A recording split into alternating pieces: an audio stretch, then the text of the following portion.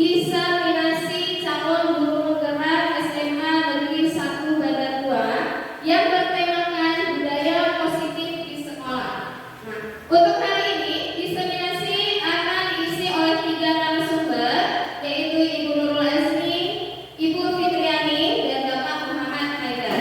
Sebagai narasumber pertama, kepada Ibu Fitriani SSD MPD kami persilahkan.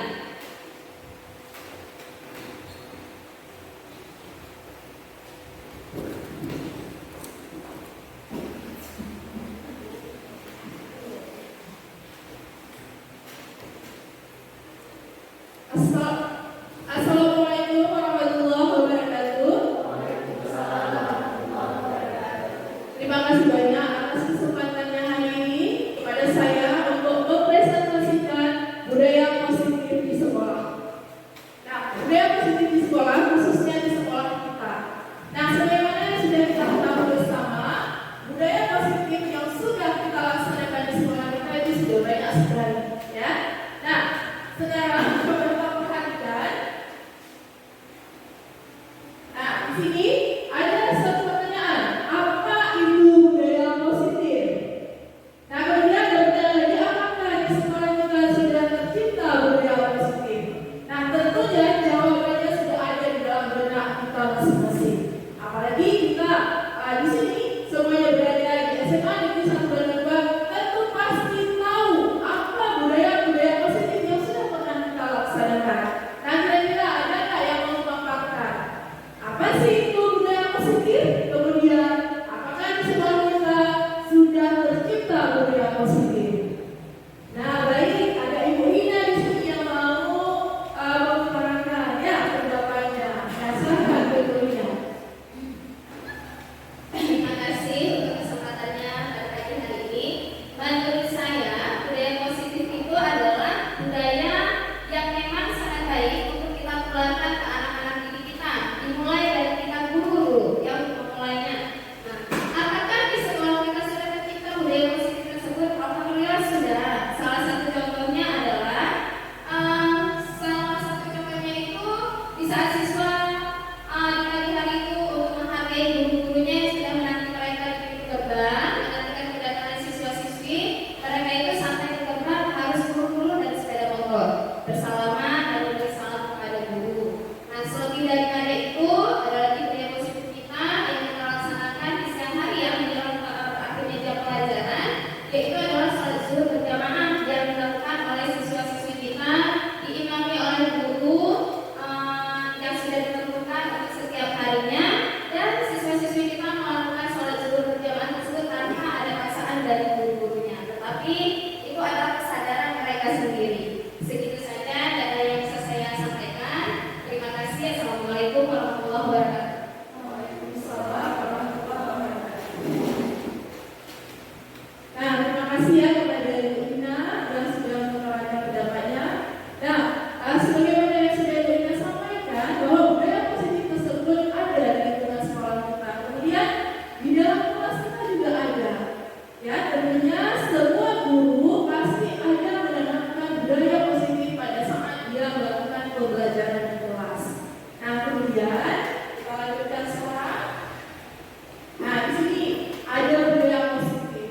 Budaya positif merupakan perwujudan dari nilai-nilai dan nilai universal yang diterapkan di sekolah. Sebagaimana yang sudah dipaparkan oleh Ibu Ina barusan, berarti di sekolah kita sudah pernah kita buat budaya positifnya adalah dengan waktu saat anak-anak pertama sekali datang ke sekolah, di sana anak-anak turun dari keretanya menghormati pak guru yang telah menunggu mereka di depan pintu gerbang sekolah dengan berjalan mendorong kereta. Kemudian para peserta didik tersebut mengucapkan salam serta bersalaman dengan kita guru yang ada di depan pintu gerbang. Ya. Kemudian kalau misalnya di dalam kelas sudah seperti itu, mungkin ada nggak pengalaman dari sebagian guru di sini, pengalaman waktu saat mengajar menerapkan budaya disiplinnya? Ada nggak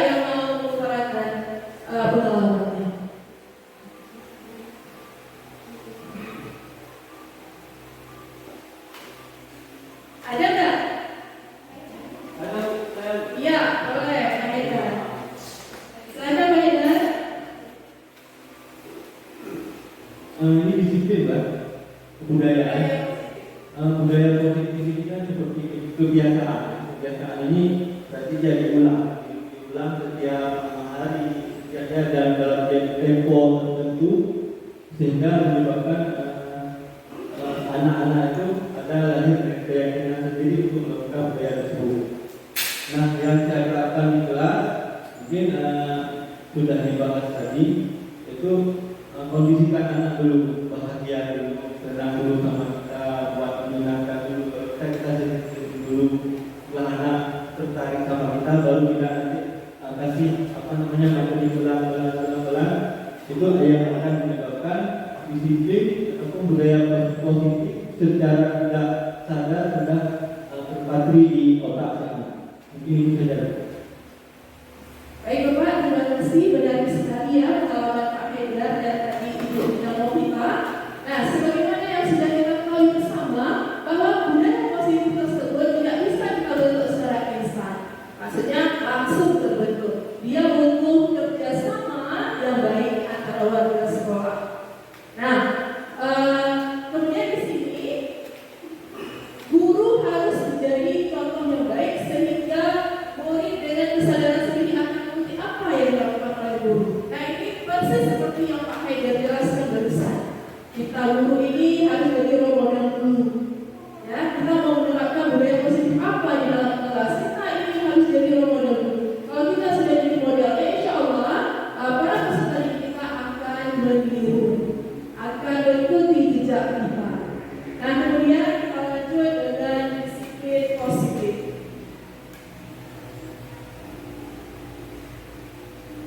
Nah, untuk disiplin positif, kata disiplin itu kan gak asing lagi di dunia kita. Ya enggak Bapak Ibu?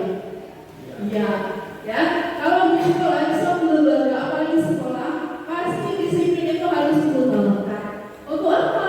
Untuk kelancaran proses pembelajaran dan proses administrasi di sekolah kita ini.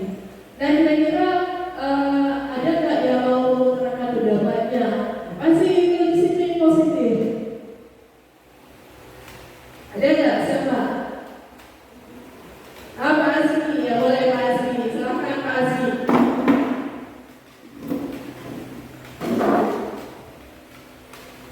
Oke, baik. Terima kasih atas kesempatan yang diberikan. Menurut saya disiplin itu suatu sikap kita yang mematuhi peraturan-peraturan yang telah kita sepakati bersama, sehingga kedepannya akan menjadi pribadi-pribadi yang taat akan peraturan maupun hukum. Terima kasih. Terima kasih Pak Azmi atas jawabannya. Nah, saya rasa semua kita pasti tahu apa sih kata disiplin. Nah, seperti yang sudah ada di slide kita ini, disiplin itu adalah suatu keadaan di mana sesuatu itu berada dalam keadaan tertib, kemudian teratur dan semestinya, serta tidak ada suatu pelanggaran baik secara langsung atau tidak langsung. Itu namanya disiplin. Nah, untuk menciptakan kedisiplinan tersebut itu juga butuh proses. Ia tidak akan terjadi begitu saja. Nah, prosesnya itu gimana? Nah, proses itu harus ada kerjasama juga seperti yang tadi saya sampaikan. Harus ada kerjasama yang baik antara kita guru dengan pihak sekolah. Dan kita lanjut sekarang dengan nilai-nilai kebajikan universal. Nah, nilai kebajikan universal ini adalah sifat positif manusia yang merupakan tujuan mulia yang ingin dicapai setiap individu. Nah, nilai kebajikan tersebut di sini ada sikap murid, kemudian toleransi, rasa hormat, integritas, mandiri, menghargai, antusias, empati, ketahuan, kreativitas, kerjasama, menjadi dan komitmen. Ini ada pada diri peserta didik kita. Ya.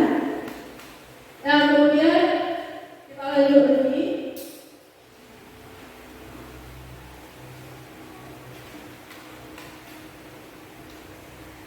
Nah, kita lanjut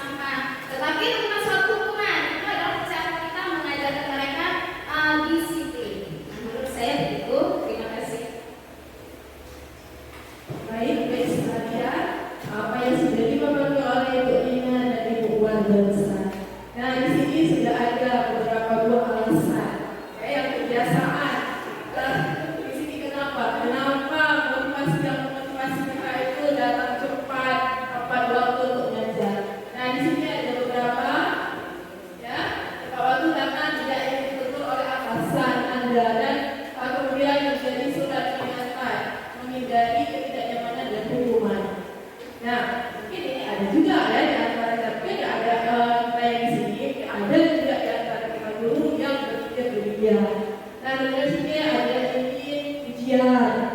Nah, kemudian ini menjadi orang yang menghargai waktu, menghargai diri, ada sendiri sebagai pelajaran bagi murid-murid. Ini kan sama persis seperti keinginan ibu Wan tadi dari gurunya. Nah, kemudian kita lanjutkan sekarang. Nah, sekarang kita lanjutkan dengan pengumuman dan penghargaan restitusi. Nah, di sini sudah dijelaskan bahwa pengumuman bersifat tidak berencana atau tiba-tiba.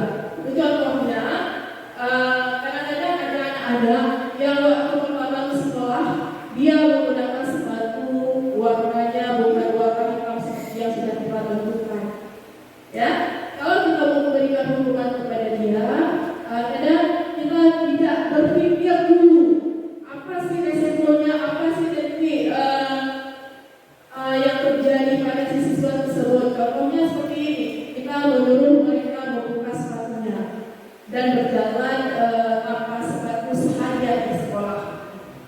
Ya, nah itu termasuk dalam hukuman yang terjadi tidak terencana seperti itu. Mungkin banyak lagi, misalnya ada kita temuin rokok di siswa kita.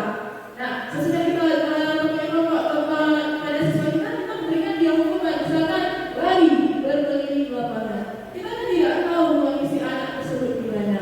Kadang nanti anak-anak tersebut ada yang sesak nafas, nanti kan bisa pingsan.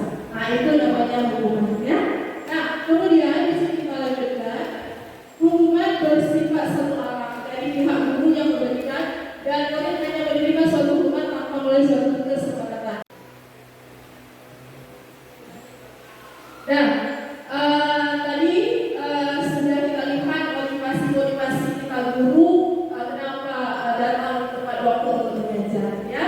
Nah, saya rasa semua kita sudah tahu semua apa yang kita lakukan itu apakah dia termasuk budaya positif atau tidak. Nah, untuk hari ini demikian presentasi saya. Dan sebelumnya kita akan menarik kesimpulan terlebih dahulu. Mungkin ada yang mau mengutarakan refleksi mungkin sebelumnya. Ada nggak? Refleksi atas pembelajaran yang hari ini tentang budaya positif. Jadi kita boleh. Oke, untuk kesimpulan dari pembelajaran tentang budaya positif yang bisa saya ambil itu adalah bahwa budaya positif itu adalah sebuah perwujudan dari nilai-nilai keyakinan yang sudah diterapkan di sekolah, tetapi cara penerapannya itu tidak instan. Butuh waktu, butuh proses, dan butuh kerjasama yang baik dari atasan, sebagai kepala sekolah, guru, dan juga anak didik. Terima kasih.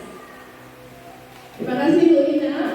Nah, berarti budaya positif tersebut, apalagi di sekolah kita sekarang memang sudah banyak budaya positif yang sudah kita terapkan. Berarti sekarang tujuan kita untuk selanjutnya adalah menjaga budaya positif tersebut agar tetap terlaksana dengan baik. Ya, seperti Bu Ina paparkan barusan, sampaikan barusan, kita bisa menjaga hal tersebut dengan adanya kerjasama yang baik antara pihak sekolah dengan keluarga sekolah seluruhnya, baik itu guru, siswa, dan tenaga teknik, ya.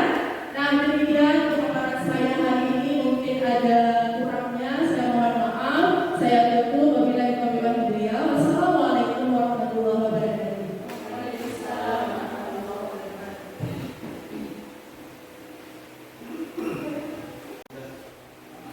Assalamualaikum warahmatullahi wabarakatuh.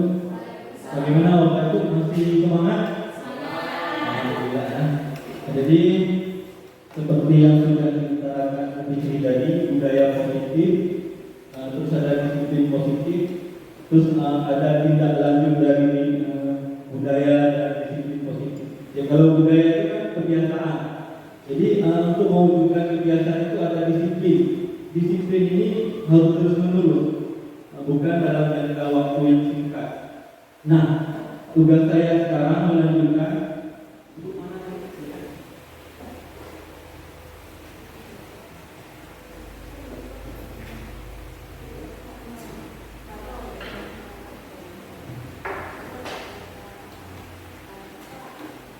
Nah, untuk mewujudkan disiplin positif, di sini ada hukuman, penghargaan, dan restitusi. Mungkin ada yang tahu apa hukuman? penghargaan, apa itu restitusi. Jadi kalau hukuman sering kita dengar ya. Kalau hukuman ini apa? Kalau misalnya kita menghukum anak-anak itu bisa? Bisa? Mungkin siapa yang mau ngomong? Oh yang lain ya, yang lain apa? Bu Rizka ada? Kalau hukuman itu dia bisa bersifat psikis dan fisik. Misalnya kita menyuruh anak-anak keliling lapangan. Ini hukuman bersifat fisik. Kan dia capek kan? Jadi kalau hukuman ini biasanya bersifat searah dari gurunya saja, sedangkan anak-anak ini tidak mengetahui. Ini kok tiba-tiba disuruh. Jadi kalau restitusi ini ada upaya dari dalam diri anak itu untuk memperbaiki kesalahannya sehingga dia ketika kembali ke komunitasnya menjadi orang yang lebih kuat. Nanti akan kita bedah secara mendalam. Kalau penghargaan ini reward, hadiah. Kadang-kadang kita memberi hadiah kepada anak, justru dengan hadiah itulah kita membunuh kreativitas anak ataupun dapat mengecilkan kreativitas anak. Nanti akan kita bahas. Nah, selanjutnya ini hukuman bersifat tidak terencana atau tiba-tiba. Ini hukuman ini tujuannya itu apa? Tujuannya untuk mewujudkan budaya positif tadi dan disiplin positif tadi.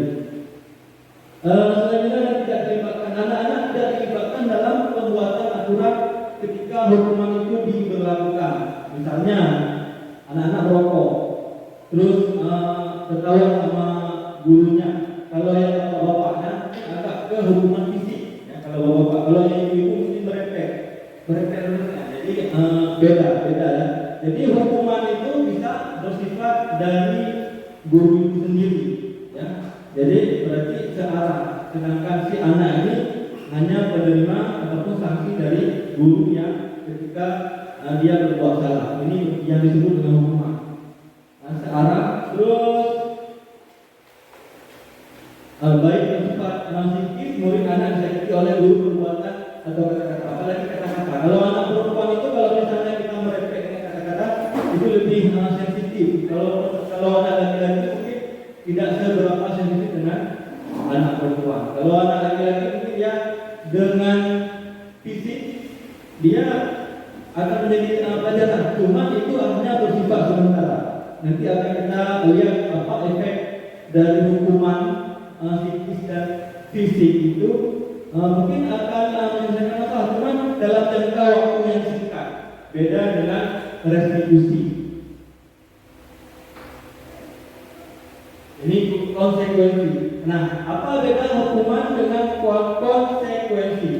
Mungkin ada bapak itu yang ingin mengutarakan ada perbedaan tidak hukuman dengan konsekuensi?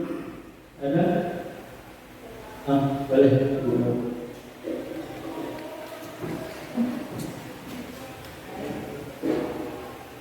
Terima kasih atas kesempatannya. Kalau hukuman dia seperti yang Bapak katakan tadi tiba-tiba, kemudian dia berpihak hanya dalam saja dari gurunya saja. Sedangkan konsekuensi sudah ada kesepakatan bersama peserta didik sekaligus. Ya betul sekali, benar sekali. Kalau konsekuensi itu harus ada perjanjian dulu di awal. Misalnya anak-anak kita suruh mencatat ketika jam istirahat, karena dia tadi ketika di kelas, ketika proses pembelajaran dia bercanda dengan temannya, tidak memperhatikan pelajaran sehingga kita denda dia ketika jam istirahat. Sehingga jam main-mainnya di luar kelas tadi berkurang. Ini namanya konsekuensi. Nah, jadi ada perjanjian awal. Bisa di sekolah kita kalau anak-anak terlambat itu kita suruh apa? Gotong royong. Anak-anak tahu nggak di awal itu ada gotong royong? Tahu. Tapi kenapa masih berulang? Jadi ini namanya konsekuensi. Jadi mereka sudah tahu hukuman ketika mereka berbuat kesalahan. Ya. Apakah dibenarkan konsekuensi? Nah, di sini kita tidak berbicara benar atau salah, tergantung situasi. Tujuannya apa? Tujuan utamanya untuk budaya positif. Tapi di sini yang tidak diperbolehkan adalah hukuman secara fisik berlebihan, kecuali sudah memang dalam saya kalau bahasanya santing lah, saya tidak bisa diserang ataupun apa itu baru ya baru. Tapi mudah-mudahan diperbolehkan ya. Selanjutnya ini hukuman atau konsekuensi. Ini sekarang kita refleksi untuk kita sendiri yang sering kita lakukan di kelas sekarang. Apa hukuman, apa konsekuensi? Konsekuensi ya. Kalau hukuman mungkin sudah jarang, apalagi kita anak SMA. Kalau secara fisik mungkin apalagi ibu-ibu ya, nggak mungkin ya. Selanjutnya ini ada beberapa kalimat. Sekarang kita kategorikan apakah kalimat ini termasuk ke konsekuensi atau hukuman. Yang pertama, mencatat 100 kali dalam buku kalimat. Saya tidak akan terlambat lagi karena terlambat setelah bla bla bla. Jadi ini termasuk apa? Hukuman apa konsekuensi? Konsekuensi. Karena dia di sini tidak ada apa?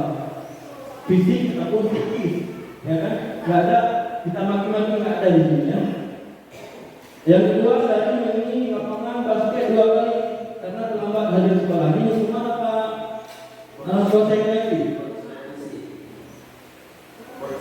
Konsekuensi. Ini lari kan capek nggak dia? Capek. Karena kan hukuman tadi kan fisik kan, fisik ya. Jadi ini kategorinya termasuk ke hukuman.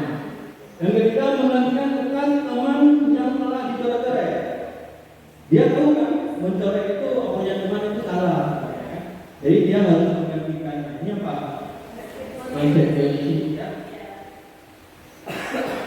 Yang keempat, berjemur di lapangan basket pada siang hari karena mengobrol dengan teman. Ini hukuman karena fisik ya. Selanjutnya berdiri di kelas sambil mengangkat kaki satu karena tidak bisa menjawab pertanyaan. Hukuman karena ini bersifat fisik ya.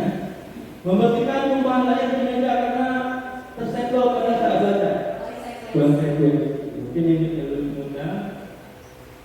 Ini kenangan yang contoh saya katakan tadi, mengerjakan tugas karena terlambat datang, tertinggal pelajaran sama sebelum ini. Konsekuensi. Mungkin tahap selanjutnya saja. Ini jawabannya. Sekarang ini ada kata-kata dari Al-Ikhwan, dihukum oleh penghargaan. Ternyata kita memberi penghargaan kepada si anak ini, ternyata kita telah menghukum si anak. Saat kita berulang kali menyanyikan hadiah kepada anak agar berlaku bertanggung jawab, atau kepada seorang murid agar mempelajari sesuatu yang baru, atau kepada seorang karyawan agar melakukan pekerjaan yang berkualitas, kita sedang berasumsi mereka tidak dapat melakukannya, atau mereka tidak akan memilih untuk melakukannya. Nah, misalnya, mungkin Bapak Ibu kan di kelas sering memancing kreativitas anak ini dengan nilai, ya kan? Ini saya kalau nilai kalau kalian buat, coba sekali Bapak Ibu suruh materi ataupun untuk si anak ini dengan tidak ada nilai. Mereka kita mau tidak? Enggak. Berarti bisa dibayangkan bahwa si anak ini sudah ketergantungan kepada penghargaan kita. Berarti dia tidak ada dalam diri intrinsik namanya ya. Misalnya kita pakai helm apa? Keselamatan. Ini keselamatan ini dalam apa? Ada motivasi dalam dorongan dalam diri kita. Bukan karena dibilang polisi itu contohnya. Begitu juga si anak. Anak itu berbuat segala sesuatu tugas itu karena ada nilai. Ketika tidak ada nilai, mereka tidak mau. Ini namanya mereka dihukum oleh penghargaan. Jadi mereka mau berbuat karena ada kepentingan. Ketika tidak ada kepentingan terhadap dirinya, mereka tidak mau. Ya. Nah, jika saya mengharapkan suatu penghargaan dan tidak mendapatkannya, maka saya akan akan berpikiran apa? Karena yang mereka harapkan itu tidak tercapai. Selanjutnya, jika saya memberikan seseorang suatu penghargaan untuk melakukan sesuatu, maka kita harus terus-menerus memberikan penghargaan. Nah, jadi semacam kecanduan anak-anak itu, apabila gurunya tidak memberikan penghargaan, maka saya akan tidak melakukan tugas pendidikan guru. Terus dengan penghargaan bisa juga menjauhkan hubungan. Contohnya, misalnya kita memberikan penghargaan untuk ujian untuk satu orang anak di depan kelas, ini akan berpengaruh terhadap hubungan dengan siswa yang lain. Akan ada yang tidak mau awalnya itu dihargai oleh gurunya di depan kelas. Ya, mungkin ini ada yang ditanyakan atau ada yang mau memberikan apa sebagai untuk refleksi diri kita selama ini. Ada tentang hukuman sebelum kita masuk ke restitusi. Ada?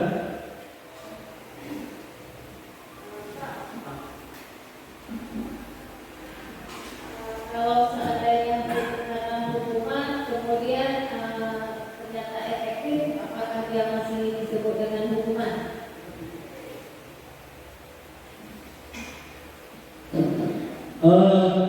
Sebenarnya efektif dan tidak efektif itu kan tergantung dari tujuan kita kan untuk melahirkan kesadaran intrinsik dari anak tersebut. Jadi mau tidak mau, nggak usah kita paksakan dia mau belajar, nggak usah kita paksakan juga mau mengerjakan tugas, kan begitu. Berarti kalau itu sudah ada dalam diri mereka, itu berarti sudah berhasil. Tapi kalau hukuman itu dia sifatnya sementara. Ketika kita tidak menghukumnya, berarti dia nggak mau berbuat. Nah, jadi nanti ada teori guru sebagai pengontrol penghukum, ada itu giliran ibu menurun. Jadi efektif tidak efektif berarti dia sudah mengerjakan sesuai dengan kesadaran diri dalam diri anak tersebut. Nah, berarti Pak, penghargaan ini bisa nggak kita untuk si anak? Bisa? Bisa penghargaan yang diharapkan yang bagaimana? Nah, berarti kita selama ini salah memberikan penghargaan pada si anak. Maksud di sini penghargaan yang sebenarnya yang bisa kita terapkan di kelas itu bagaimana? Ada yang Bapak Ibu tahu? Ada? Enggak. Di sini ada. Di sini kita sharing, bukan berarti menggurui, berarti sharing kalau lebih tahu bukan ya. Di sini kita sharing sama guru kasih jawab. Juga nanti ada refleksi untuk kami ya. Jadi semacam cermin, silakan.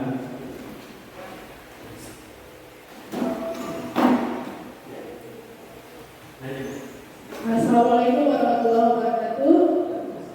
Mungkin saya mau menanggapi pertanyaan dari Ibu Nurul barusan, apakah hukuman itu efektif ya?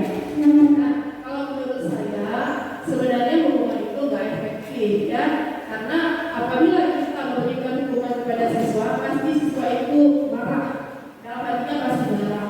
Cuma seperti ini, yang seperti sebagaimana yang sudah pernah kita terapkan di sekolah kita. Anak-anak tidak boleh memakai sepatu warna hitam. Nah, sebelum kita memberikan hukuman kepada peserta didik kita yang melanggar tersebut, awalnya kita kan sudah memberikan nasihat, sudah memberikan pengumuman, ya. Awalnya kita berikan pengumuman terlebih dahulu bahwa peraturan di sekolah kita ini tidak boleh memakai sepatu warna putih. Kita diwajibkan memakai sepatu warna hitam. Nah, itu sudah termasuk dalam keyakinan sekolah kita. Nah, proses untuk membentuk suatu keyakinan sekolah kita itu awalnya kan perlu sosialisasi. Nah, sosialisasi tersebut dalam bentuk yang sebagaimana yang kita sampaikan barusan. Misalkan di hari Senin pas upacara, kita sampaikan dulu kepada peserta didik kita bahwa di sekolah kita ini tidak boleh menggunakan sepatu warna putih. Kita harus menggunakan sepatu warna hitam. Itu adalah ketentuan dan sekolah yang sudah kita sepakati sejak awal. Nah, kita kasih waktu kepada peserta didik kita apakah 1 minggu untuk berubah yang sudah mereka pakai kulit putih harus diubah menjadi hitam, harus seragam.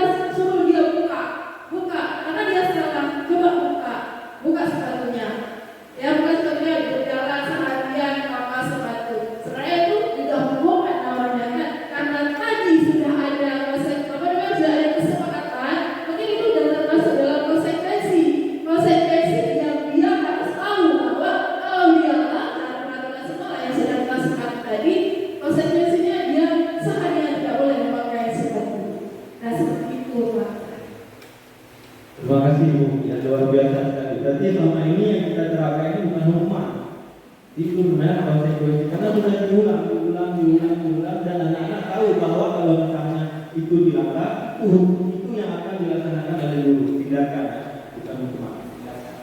Nah, tadi, jadi penghargaan yang mana yang diharapkan? Bapak Ibu mungkin ingat tak dulu waktu pertama bisa naik sepeda? Ingat? Berarti waktu pertama kita bisa naik sepeda, kita ini terus-menerus naik sepeda. Karena itu adalah suatu keberhasilan selama ini kita belajar dengan proses menginjak bangun, ya, tertimpa batuan tangga terserah dengan usaha yang luar biasa sehingga kita ada keterampilan baru pada saat itu bisa mendayung sepeda. Nah, itulah pencapaian yang luar biasa pada saat itu yang kita rasakan. Nah, di saat itulah anak-anak harus ada penghargaan. Kita dampingi, kita ayomi sehingga dia merasa pribadi yang lebih kuat. Paham kan? Berarti dia penghargaan ini kita berikan ketika dia sedang berbuat usaha sehingga dia ada keterampilan ataupun pengetahuan baru yang mereka dapatkan. Ya, ini adalah penghargaan yang diharapkan, bukan yang seperti yang saya jelaskan tadi. Penghargaan bahkan menjauhkan hubungan, penghargaan bahkan membunuh kreativitas, penghargaan bahkan dapat dia bergantung pada hadiah atau penghargaan. Ya, sekarang kita lanjutkan. Ini contohnya. Ini keyakinan kelas. Tadi kan budaya positif. Terus ada untuk mengimplementasikan budaya positif ada disiplin positif. Terus untuk disiplin positif itu ada hukuman, penghargaan, dan ada satu lagi retribusi di bawah. Nah, untuk mengimplementasikan disiplin positif ini harus ada keyakinan. Keyakinan ini dari dalam diri si anak. Itu ada namanya keyakinan kelas. Keyakinan kelas ini, mengapa keyakinan kelas tidak peraturan kelas saja? Apa bedanya keyakinan kelas dengan peraturan kelas?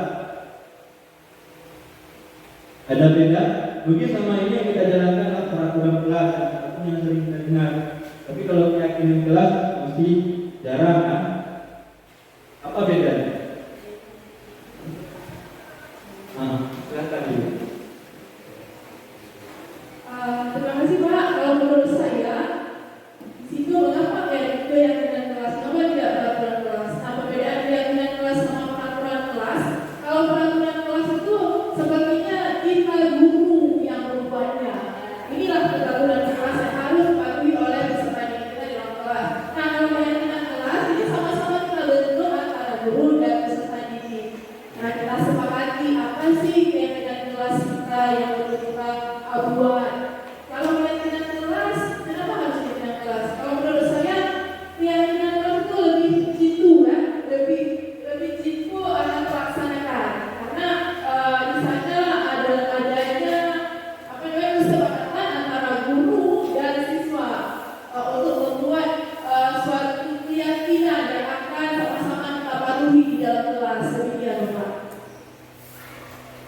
Ya, terima kasih Bu. Ya, berarti kalau peraturan dalam kelas itu dari guru ataupun dari pihak sekolah. Kalau keyakinan kelas kita membuat semacam kesepakatan dengan anak, itu membuat suatu peraturan dan harus kita taati bersama.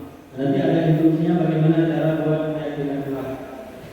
Ini sebenarnya ini harus dilakukan oleh wali kelas. Selama ini kan kita kontrak belajar itu permapuan. Kalau keyakinan kelas ini alangkah baiknya di wali kelas, ya, wali kelas bisa diterapkan di kelas masing-masing. Mengapa kita memiliki peraturan tentang penggunaan helm?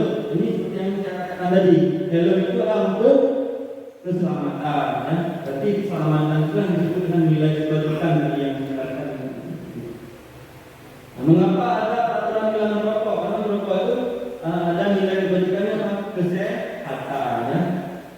Jadi kesehatan dan keselamatan inilah yang harus ada kita tanam kepada si anak tadi sehingga lahir keyakinan. Ini keselamatan dan kesehatan yang kita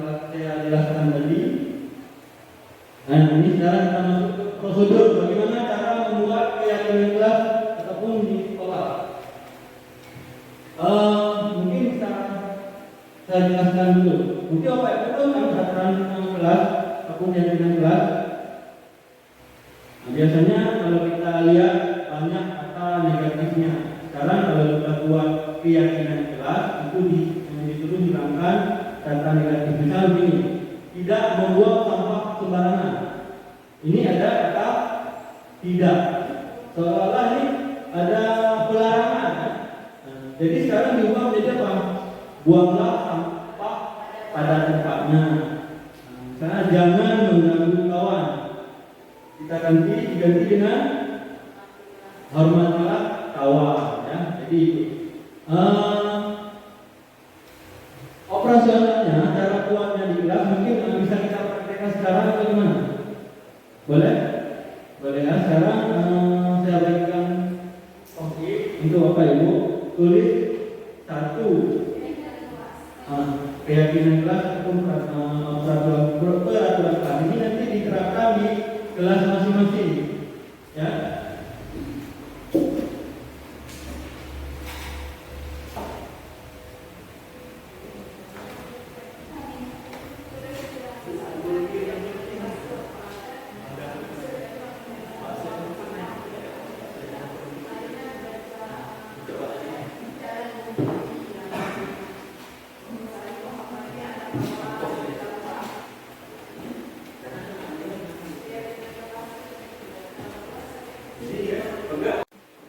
Sudah Bapak Ibu siap? Peraturan kelasnya ini adalah yang di layar ini perbedaan peraturan kelas dan keyakinan kelas. Mungkin bisa dibaca dulu siapa yang mau baca yang ditulis tadi. Yang peraturan ya, peraturan. Ada? Dilarang merokok. Berarti kita lihat sekarang di sini nilai kebalikannya ataupun yang ingin ditanam pada siswa itu kesehatan dan menghormati orang lain. Yang lain? Jangan saling membuli. Itu termasuk mana? Saling menghormati, ya. Saling menghormati. Mungkin ini kira-kira contoh nanti Bapak Ibu terapkan di kelas. Jadi ada semacam perjanjian dengan siswa sehingga siswa ada lahir kekuatan dari kesadaran masing-masing siswa untuk menjalankan peraturan kelas. Jadi sekarang coba menjadi keyakinan kelas ini bisa diterapkan oleh siswa. Ini tabel D. Tabel D nanti ini bisa Bapak Ibu terapkan di kelas. Tulis juga dibuat kelompok setiap siswa tulis seperti post-it tadi. Tapi berbeda dengan tadi ini terlihat perilaku. Misalnya dilarang merokok menjadi saling kesehatan. Contohnya misalnya membuli. Berarti dia termasuk keyakinan kelas saling menghormati. Menghormati di sini terdengar tidak? Ini hanya sebagai operasionalnya saja. Nah, misalnya seorang siswa berbicara dengan teman-teman, ayo kita pikir bersama, kita bersihkan kelas bersama, itu kan terdengar. Kalau membuli terdengar, ataupun kalau menghormati kawan bisa dengar, enggak ya? Tapi terlihat bagaimana dari dia berperilaku terlihat jelas terlihat. Ini bisa Bapak buat di kelas, buat tabel D. Jadi jabarkan kepada anak-anak, nanti anak-anak tulis baru nanti buat semacam ini.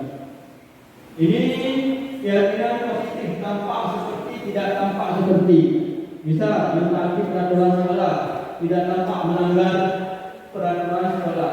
Contoh lain, membuang sampah di tempatnya menjadi membuang sampah sembarangan. Ini hanya sudut pandangnya saja.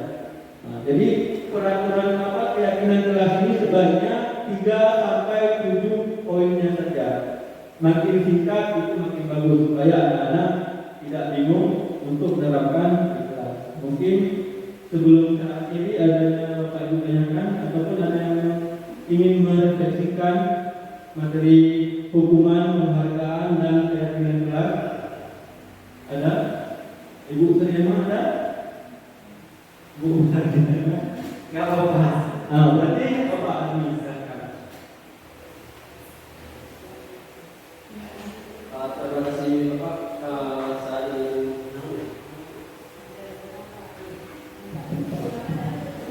Saya ingin merefleksi sedikit apa yang Bapak jelaskan tadi. Pertama sekali kita lihat di penghargaan di Word itu bisa kita kasih apabila seorang siswa itu melakukan hal-hal yang positif.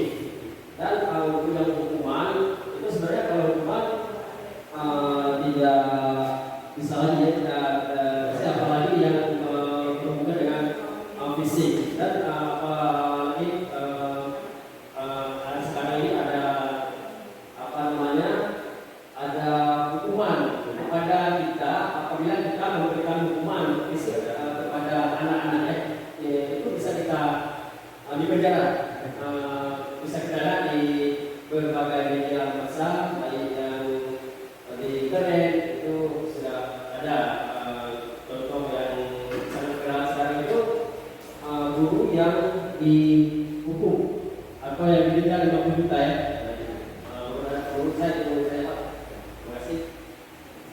Luar biasa sekali, terima kasih Pak Admi. Jadi itulah evaluasi pendidikan kita. Di satu sisi kita ingin tegas terhadap peserta didik kita, di satu sisi yang lain juga kita dikekang oleh aturan-aturan yang ada. Tapi tidak masalah, kita sebagai para pendidik tetap semangat menjalankan tugas keseharian kita. Ini tanggung jawab kita. Semoga untuk kedepannya pendidikan kita ke depan jauh lebih baik sehingga ini menjadi amal jariah untuk kita semua. Amin. Mungkin ini dari saya. Selanjutnya akan dilanjutkan oleh Dr. Admi dengan materi yang berbeda. Misalnya